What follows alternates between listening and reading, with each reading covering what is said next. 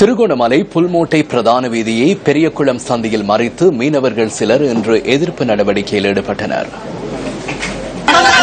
திருகோணமலை கடற்பரப்பில் மீனவர் ஒருவர் காணாமற் போன சம்பவத்தை அடிப்படையாக கொண்டு இந்த எதிர்ப்பு நடவடிக்கை முன்னெடுக்கப்பட்டுள்ளது. இதனால் திருகோணமலை புல்மோட்டை வீதி காலை முதல் மதியம் வரை போக்குவரத்துக்கு முற்றாக தடைப்பட்டது.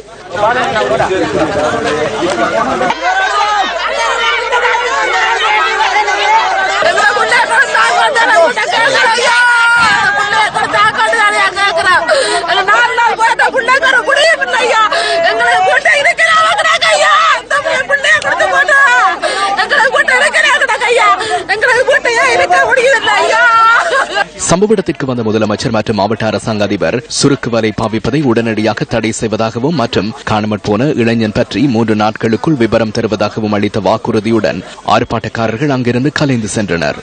உடனடியாக எங்கள் காணாமல் போயிருக்கின்றவருக்கு ஸ்பெஷல் இன்வெஸ்டிகேஷன் டீம் உண்டு, அதாவது விசாரணை பிரிவு ஒன்று போட்டு ஒரு 3-4 நாளைக்குள்ள அதுக்குரிய சரியான முடிவை எந்தவித பாரபட்சமும் இல்லாமல் அதுக்குரிய முடிவை கொண்டு வந்து அந்த குற்றவாளியாக இருந்தால் அதை நிப்பாட்டுறது.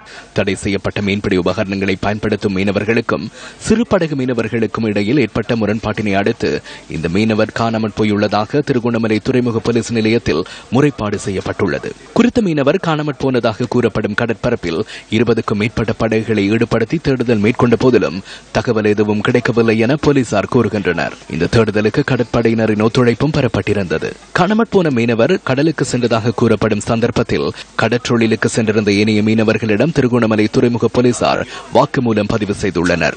அத்துடன் காணாமற் போன மீனவர் குறுந்தகவல் அனுப்பியிருந்தவர்களிடமும் வாக்குமூலம் பதிவு செய்யப்பட்டுள்ளது.